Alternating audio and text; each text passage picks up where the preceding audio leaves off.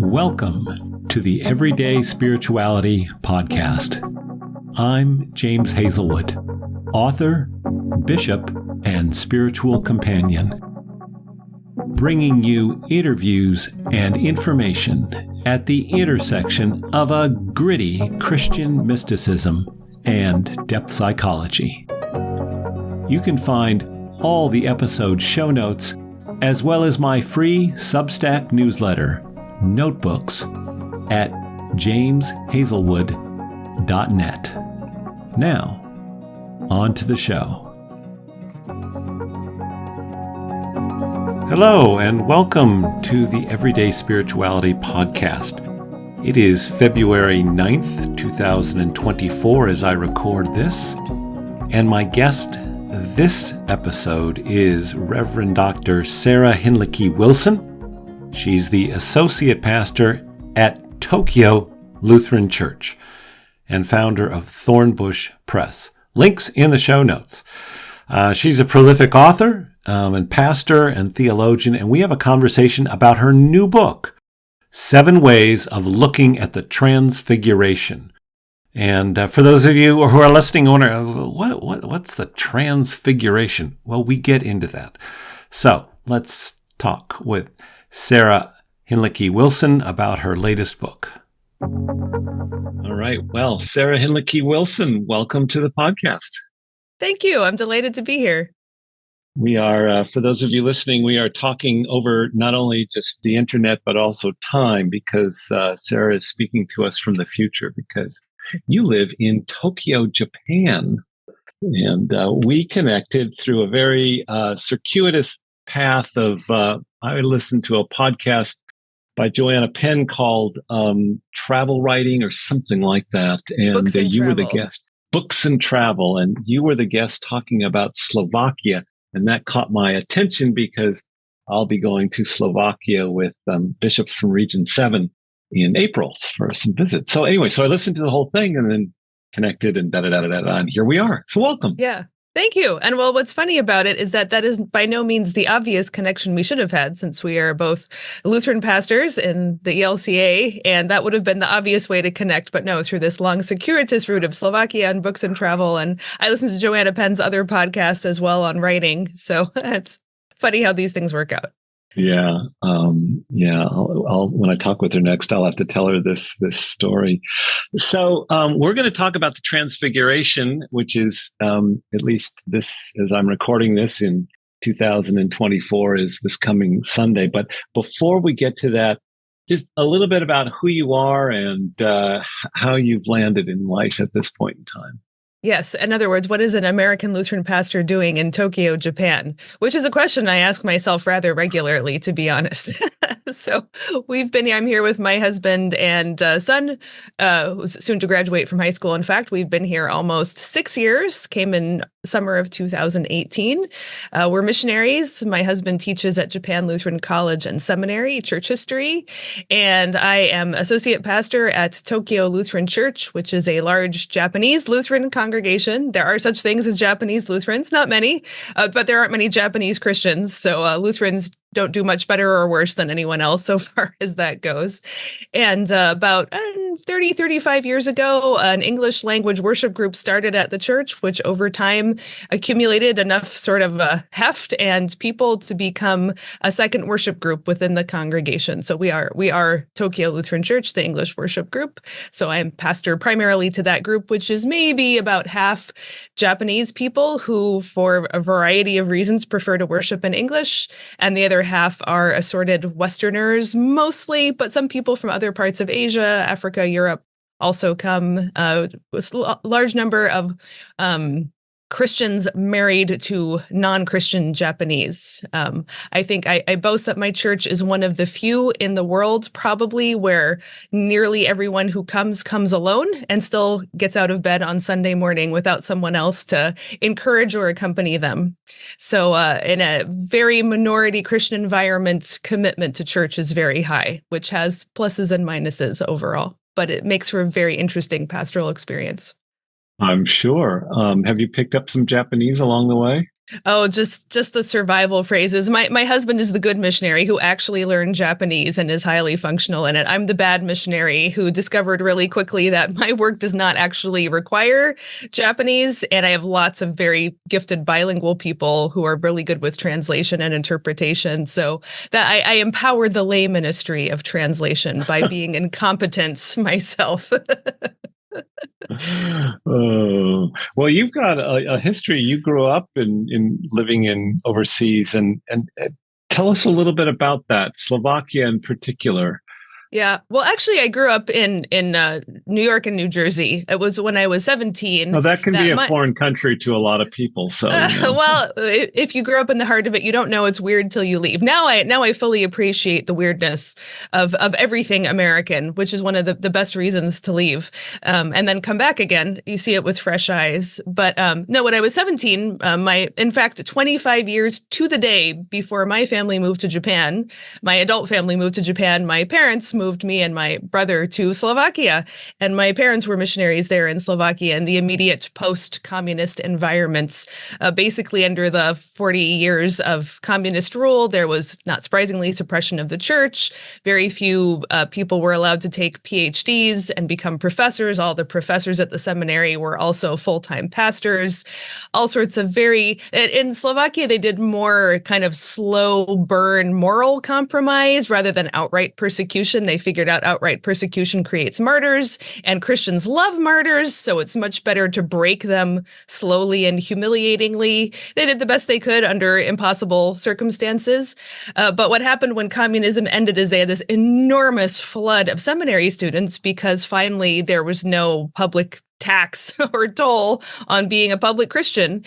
And so they just had 5 times the number of students they were used to and couldn't possibly handle it with their exhausted staff and small staff. So my dad, who has a Slovak American roots background, his father was a pastor too, Slovak speaking congregation in Jersey, and so he went there to be a professor also and teach. And so I moved there and spent what would have been my senior year of high school. I graduated early and spent it in Slovakia and had a very formative experience that probably turned me into the international person I have since become. I've also lived for almost 8 years in France. So actually in the past 15 years, I've spent only, or more, 16 years, I've only spent 2 of them living in the United States full time. All right. Yeah. And in the midst of all of this, we're going to get to the book, your new book, but you've written about a number of different things. One of the things you mentioned in an email to me is it was kind of a novel about Lutheran pastors. Tell us Yes. about that. Sure. It's called A Tumbling Down, as in Joshua fought the Battle of Jericho and the walls came a tumbling down. Yeah, it's set in upstate New York in a Lutheran pastor's family in the late 1980s. So the setting is very much the setting of my childhood. The plot is not, but it is inspired by what I have seen and heard from many pastors. It was a story I felt that wasn't really told. So I would say in popular American culture, the story of clergy is either their kind of sanctimonious, saintly, kind of boring, pious, everything is easily resolved, or they're villains. And, behind the facade of faith is embezzlement, affairs, total loss of faith, hypocrisy. It's like one or the other, right? And those both can well, I don't know about the first. I don't know many sanctimonious, sickly sweet pastors. Maybe they exist. But and I know there are definitely pastors who behave badly and should be held to account. I don't have any problem with that. The story I didn't see being told is when a faction of the congregation decides they want to take out the pastor. And it's always, whenever you hear about congregational fracture, it's always the pastor's fault. And again, that's real. That happens. Pastors have extra authority. They should be held to extra account. But how do you hold to account people who are volunteers, who are members, who give a lot of money, who through their time and efforts keep the church afloat, and then suddenly for all sorts of complex human reasons decide they need to destroy a pastor? That happens too. I have heard that story a lot. I bet you've heard that story a lot, and I didn't see it being told. So the story is basically about this pastor's family, 3 kids, kind of going through the normal, ups and downs of life, and then a horrific tragedy strikes the family, and in the wake of that, this faction then exploits it to try to destroy the pastor and drive him away. And how they manage after that. Despite the absolutely horrific premise of the whole thing, it's actually, I think, a deeply hopeful story, but hope in like the real Christian sense, not in the fake optimistic or American positivism sense. And also there is a good amount of humor in it. So I hope that leavens people who might otherwise be alarmed by it. I have had pastors say, this hit a little too close to home for me. I had to put it down at times. But everyone who has made it, and it's long, it's about 500 pages, but everyone who has read it has said that it really spoke very deeply to them. Well, even if they're not pastors or pastors' families, but it's the strong grace you need to survive in a tough world. Oh, wow. Sounds very engaging. I'm going to look for it. I assume you can get it wherever books are sold, that kind of Wherever thing. books are sold, yes, or ordered online might be slightly more accurate. I doubt it will be in your local bookstore. But yeah, well, that's true. Yeah. All right. Well, super. A Tumbling Down. Great title for what you just described. I love it. And you've written a couple of other things, and I'll put those links in the show notes for people to look at. So, but you've written a new book, 7 Ways to Look at the Transfiguration. I probably butchered the title. Let me just get it right here. 7 Ways of Looking at the Transfiguration.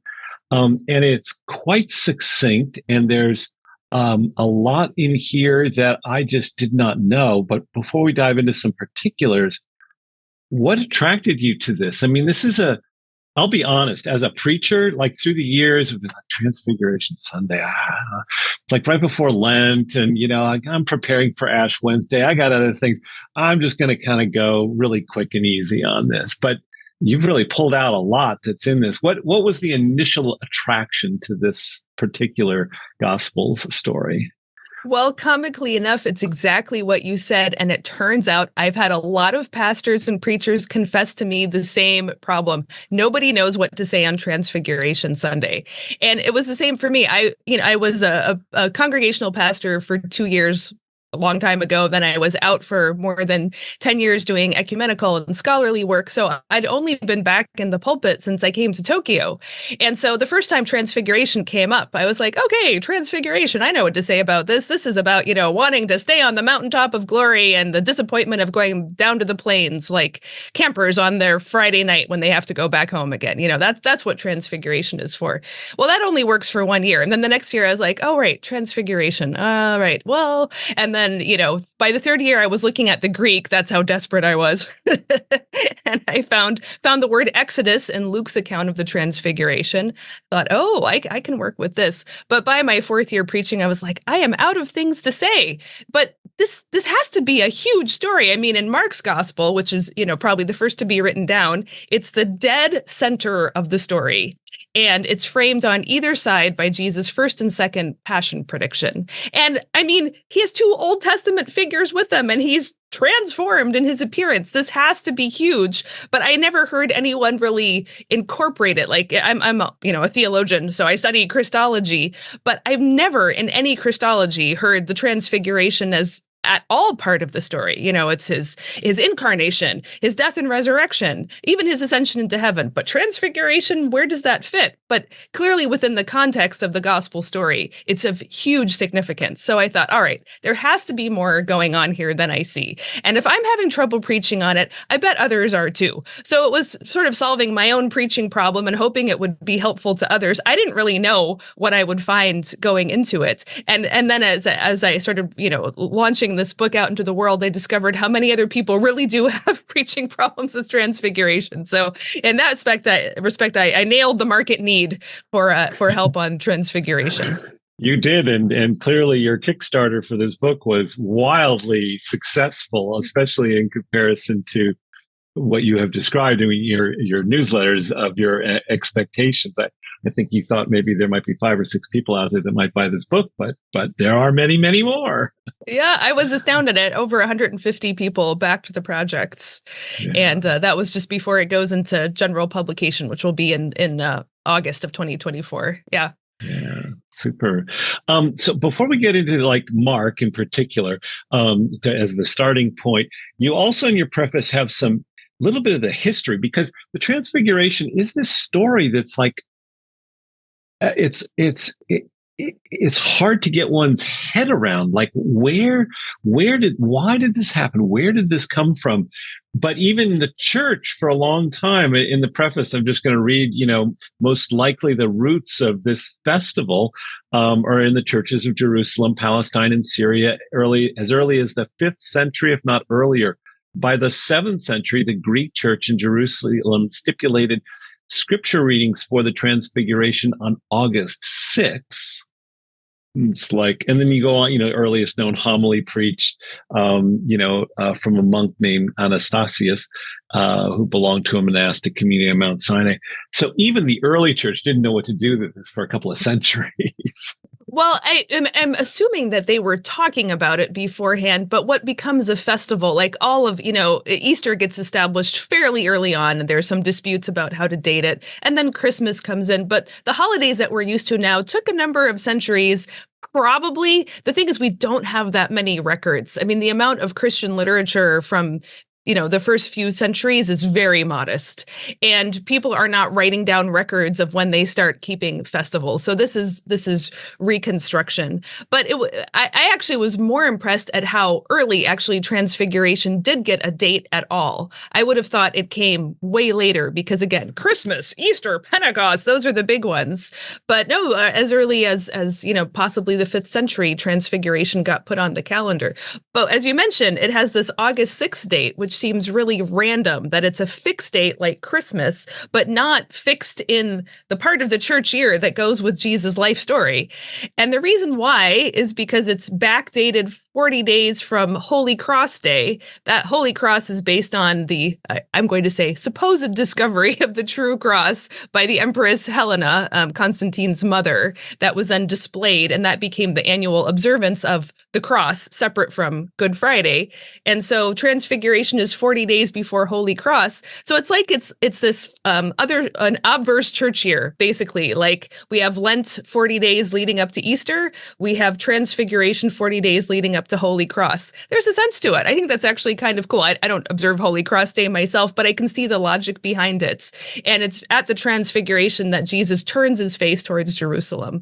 So if you're not going to put it in the life cycle part of the church year, it makes good sense to put it 40 days before Holy Cross Day. And the Eastern churches still observe Transfiguration only on August 6th. They don't have it as part of the life cycle part of the church year. So how and when did it end up this coming Sunday here now, right before Ash Wednesday, before we begin Lent?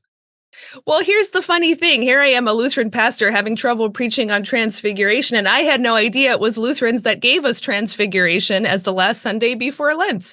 So it turns out it wasn't Luther himself, but two colleagues of his who were also reformers. They were doing, revisions to the church calendar, kind of reconsidering certain things, and Holy Cross Day was not popular with Lutheran reformers, but they did recognize the Transfiguration is important. It should be in the church year. So they are the ones who put it as the last Sunday of Epiphany season. So Epiphany season opens, of course, with the Magi, but the first Sunday of the Epiphany season is the baptism of Jesus. It's a liturgical white Sunday where you hear the voice of the Father from heaven addressing Jesus. So again, it makes very good sense to pair that with the last Sunday of the Epiphany season. Epiphany, of course, being the revelation, understanding who Jesus truly is. That's what's happening in this part of the church year. The last Sunday of Epiphany is Transfiguration, where for the second time and the last time, the voice of the Father addresses Jesus from heaven. It's also liturgically white. It's all green Sundays in between. And at that point, it's the first Passion prediction. Jesus is prepared to go to Jerusalem. And then 3 days later, have Ash Wednesday. So I think that's beautiful and it makes good sense. And it also means, again, we ought to be taking this as very seriously, as important to the story of Jesus as incarnation at Christmas or resurrection at Easter. Yeah, absolutely. So, because the folks who listen to this are a mixed group. We're going to have some clergy and pastors and deacons who are going to be listening, but quite a few lay people and even people that are outside of, understanding what we're talking about in terms of church year and what is the story of the Transfiguration? I'm going to ask you to do something that you've not done in your book, which is you've kind of said, like, there are variations on this, but what is this story? Yeah, I'm really glad you asked, because I did have some people who also follow me who are like, I don't actually know what this is. Can you fill it in for me? Of course, if you're in the middle of the church all the time, it doesn't occur to you that people might not know. So yes, let's clarify this. So Jesus, in the first half, we're going to start from Mark's gospel. So basically, Jesus comes on the scene, he gets baptized in the Jordan River, and then he goes around for 8 chapters preaching, teaching, casting out evil spirits, healing people who are sick, forgiving sins. So you get this just to see Jesus in action. And what's happening all through this is Jesus has his disciples following him, and they're trying to figure out who he is. And you hear lots of theories. So maybe Jesus is John the Baptist, who at this point has been beheaded. So maybe he came back with his head on. Who knows? Maybe Jesus is Elijah from the past, which is interesting because we will see Elijah at the Transfiguration. Maybe he's an old prophet, a new prophet. Everyone's trying to figure it out. The very last story before what we call the Transfiguration is Jesus takes his disciples aside and says, okay, that's what people say that I am, but who do you think that I am? And Peter, this is like one of Peter's bright, shining moments. Number one disciple gets it right. He says, you are the Christ, or in Hebrew, the Messiah, which means the anointed, chosen one of God. And at that time, the expectation would have been that the Christ would be the one who would come, get rid of the Romans, get rid of sin, death, and the devil, and make everything right. So, phew, what a relief that the Messiah has come. So Jesus says to Peter, you are absolutely correct that I am the Christ. However, I am not going to instantly restore all things, and I'm certainly not going to kick out the Romans. I am going to suffer and die. I'm going to be crucified. I will rise again on the 3rd day. They clearly don't hear that part again. And Peter is so upset. He tries to correct Jesus and says, no. This is not what the Christ is supposed to do. And Jesus is so angry at Peter's rejection of the suffering, he says, get behind me, Satan, which you can imagine is the worst thing to have God in the flesh say to you. And so immediately from that scene of finally knowing who Jesus is, he's the Christ, but that being the Christ involves suffering and death.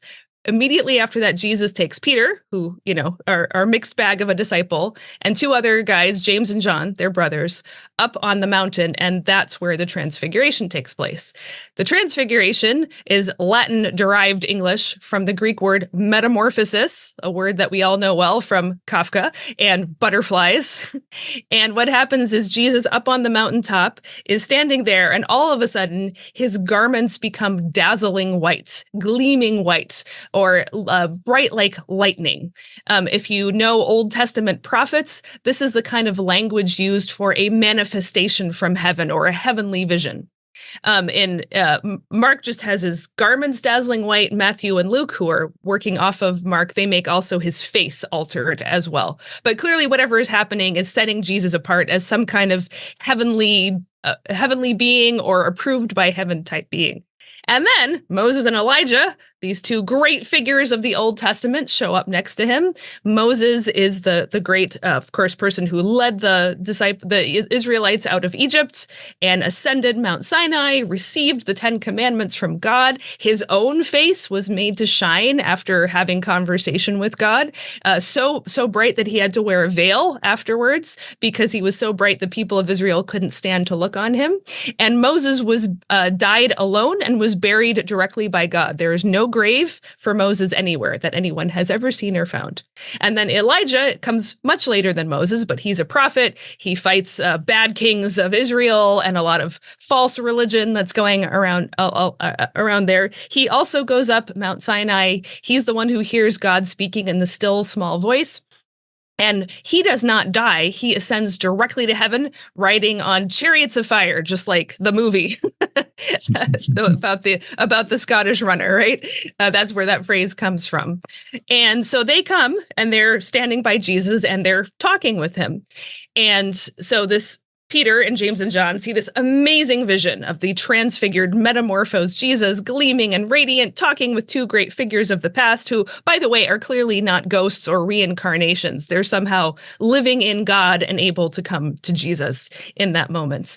And then Peter, and another great Peter moment burst out and says, Lord, it's great to be here. I tell you what, how about I build tents, booths, tabernacles, lots of translation options there. One for you, one for Moses, one for Elijah. This offer is not accepted, though it's also not rebuked in the same angry way as when he said, no more of the suffering and death talk. But then a voice comes from heaven out of a cloud. The cloud is like the image of God in the Old Testament more than anything else. The cloud comes and addresses the people there. This is my beloved son. Listen to him. Then in a moment, it's all over. The cloud is gone. Moses and Elijah are gone. Jesus is back to normal.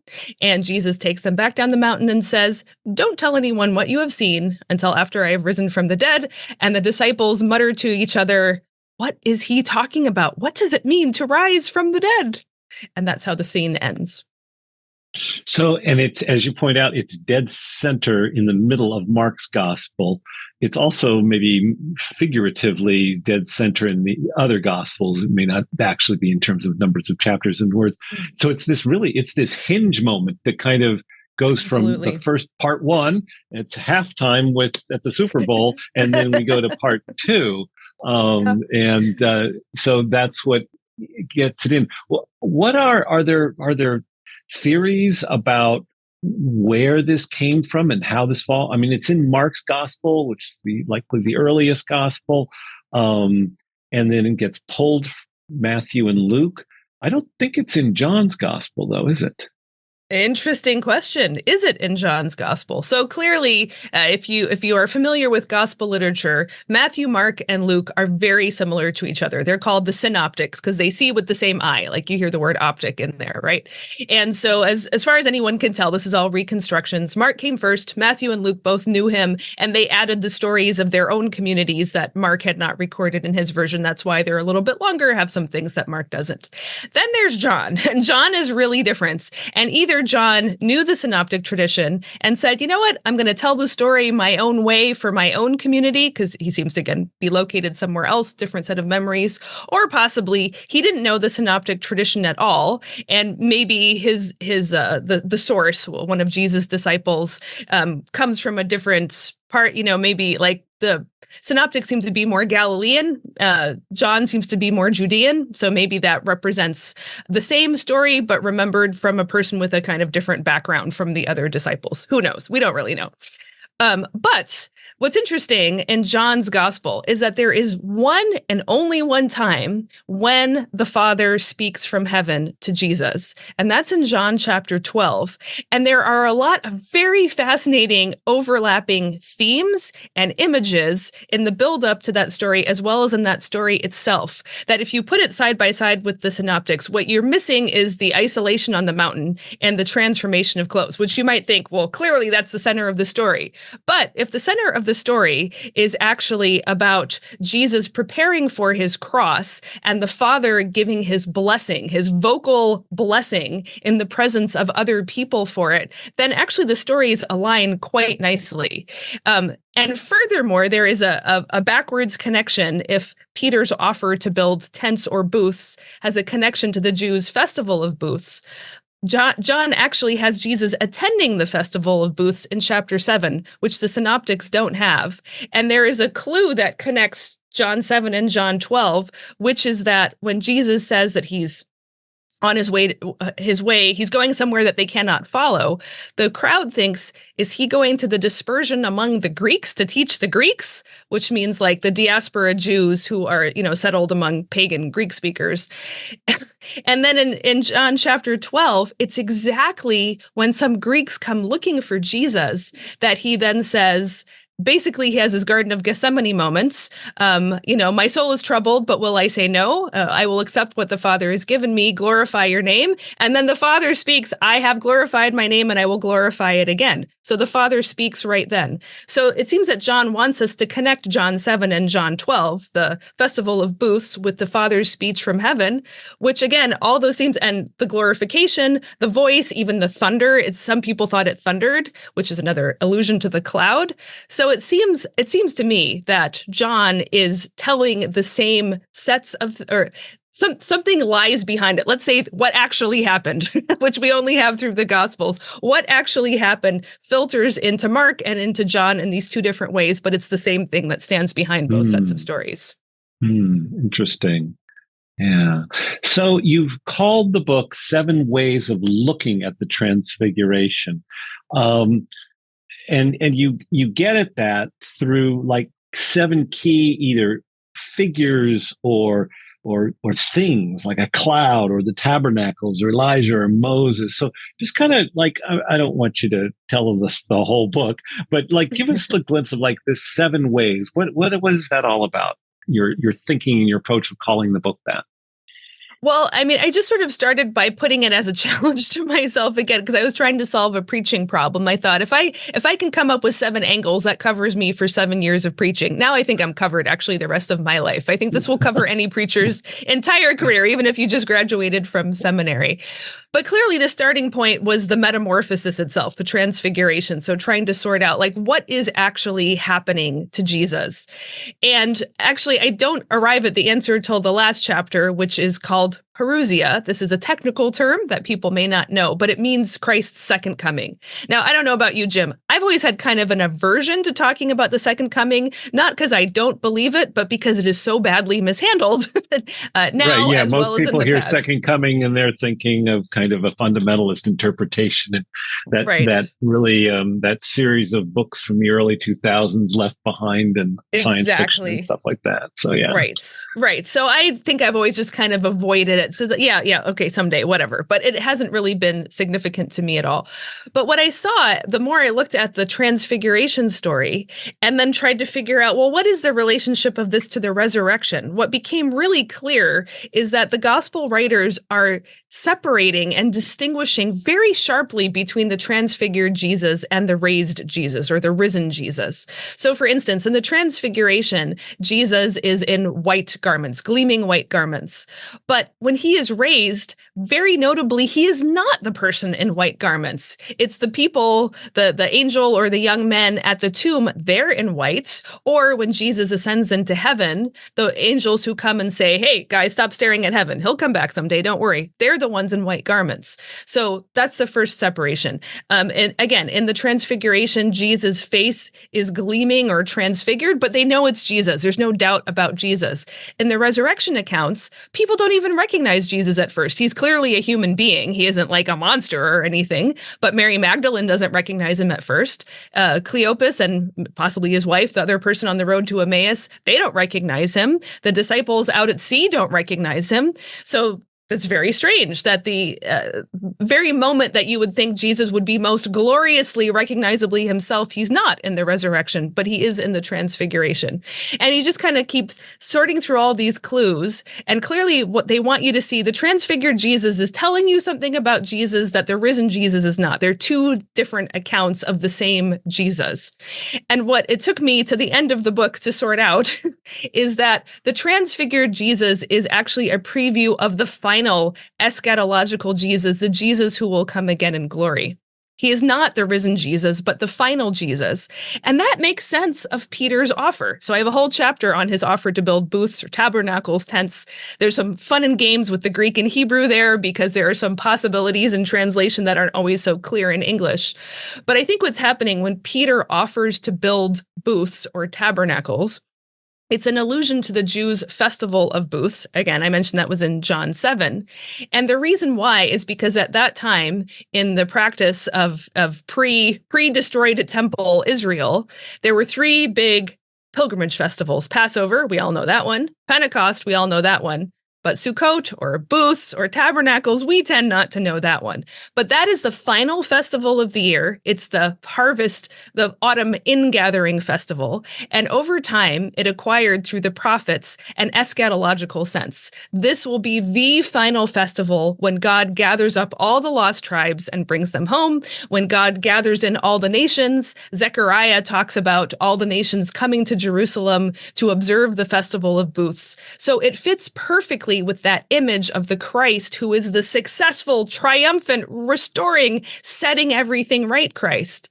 So what I think is happening in Peter's offer is saying he has just heard Jesus say, I am the Passover Christ. I am going to suffer and die like the lambs who are slain and whose blood lets the children of Israel go free. Peter does not like that. He sees the glorious transfigured Jesus and he thinks, Festival of Booths. This is the Jesus we want. This is the final Jesus who has come in glory to gather them in. And look, Elijah and Moses are here with him. We're up on top of a mountain like Mount Sinai. God is speaking from heaven.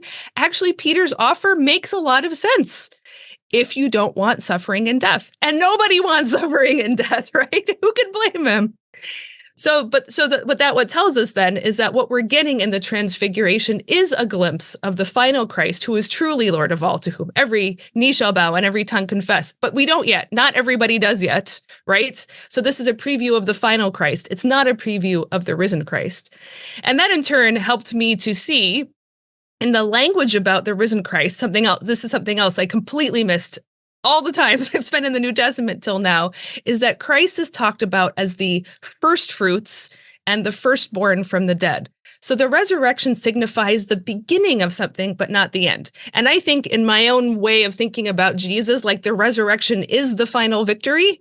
But once I looked at it in the New Testament, it is the provisional victory. It's the critical step towards victory, but it's not the completion of the story. And that's why we still have time. That's why we still have history. That's why we still have church, because between Christ, the firstborn from the dead, and the eschatological Christ, Lord of the harvest at the end times, we have this whole season unfolding of gathering in the harvest, which of course fits beautifully with all the mission language of the New Testament. So I know I'm talking at great length here and I'm so enthusiastic, but figuring out the transfigured Christ made all these pieces fit together for me in a way that they just didn't before. And that's why I'm so excited about communicating this, because I think it really helps to think of the risen Jesus as the first fruits, but not the end. And that helps us think about the final Christ in a way that is not creepy and fear-mongering like maybe some of us are used to hearing it.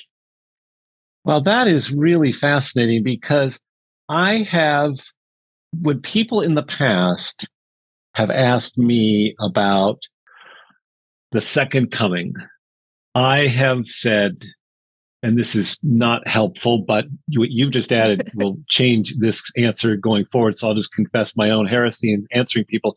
I said, I think the second coming has already happened, and the second coming is Pentecost.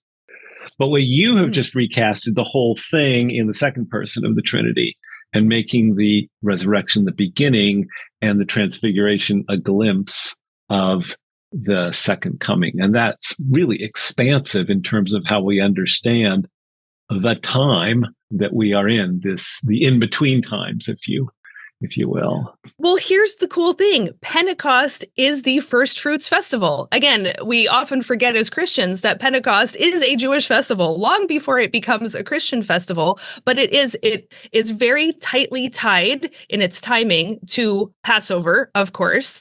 At Pentecost, you bring leavened bread. So you really know that Passover is over, and it's based on the first of the wheat harvest. And so in the last chapter of the book, you'll see this very carefully spelled out. Across the New Testament, there's all this Pentecost language about Jesus as the first fruits. And so therefore, the Holy Spirit comes on Pentecost because it's the first fruits festival. So what happens on Pentecost? The first believers are gathered into the church by the pouring out of the Holy Spirit on the apostles, who they're basically the first harvesters getting in the first harvest, but only the first. It's only the very beginning, and there's so much more to go. And the book of Acts continues to talk about all the various groups of people who are being gathered in, but it ends expansively with there's lots of work to do. There's so much more harvest to gather in. So yeah, I think we do have to correct our understandable aversion to second coming language and saying the second coming is eschatological. I think the way it's often talked about is it's deployed in kind of icky culture war kind of ways too, but it also wants to make it like a piece of history. But clearly, the eschaton is the end of history. And however that looks, that's up to God. It's not up to us. We can't control it. Jesus himself said, I don't even know when the end is. Only the Father knows. So if Jesus doesn't know, we definitely don't know. But I think one of the things it did for me, I would say it has really transformed my thinking, is it has helped me understand better the deep questions we ask about why is there suffering, imperfection, failure. Our Easter joy can be so intense that we're kind of confused, like, okay, Jesus rose from the dead, but things aren't all right.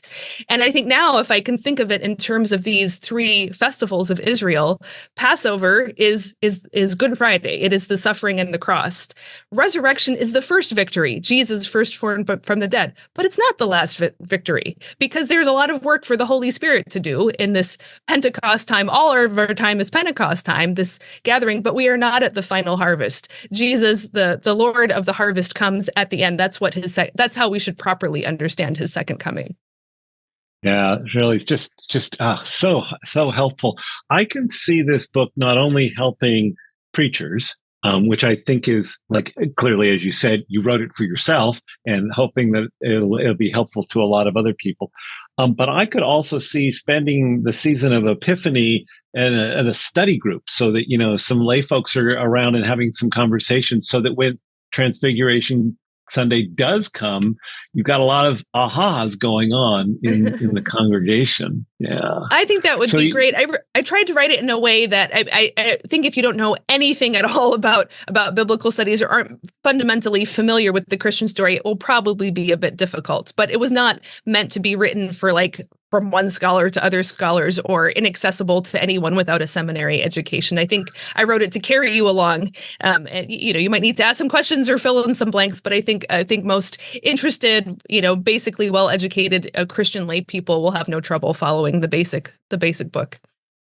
Yeah, no, I agree. I think it's very readable in that sense. I think your next task is a study guide, though, for it. So, just, I actually, on my website, I have discussion questions on Thornbush Press. You do? Yes, I realized that would be really helpful. So yes, you can download discussion questions for each of the chapters. All right. Well, there you go. So the book is, now I know you did a Kickstarter campaign, which we don't need to explain. If people know what a Kickstarter is, they know what it is. If they don't, it's basically a way of getting a book launched and a lot of other things in the world launched. So that's done now, I believe. But the book itself, you said, comes out this summer. Is that true? On August 6th, on the original Transfiguration Day. Yes. Perfect. But if folks are interested in it now, I will try to get an Amazon pre-order for the ebook up. I'm still sorting out some of those details, or they can just, find Thornbush Press or sarahhinlickywilson.com, send me an email, and I'll just make sure to send them a notice when it's published.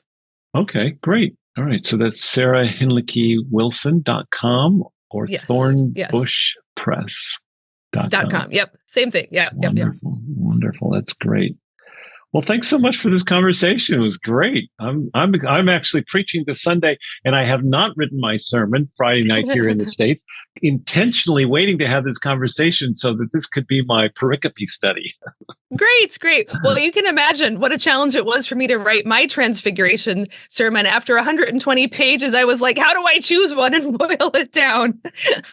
So we'll see. I might get Pastor, that was the most confusing sermon I've ever heard. So that would be the rich irony if my preaching help book actually torpedoed my sermon this year. But hopefully going forward, I'll be all right. Right. Or somebody comes to the line and says, I think you need 7 years of explaining this one sermon. Quite possibly. Well, thanks so much for being part of the conversation. It was really great. You're welcome. It was great to be a part of it.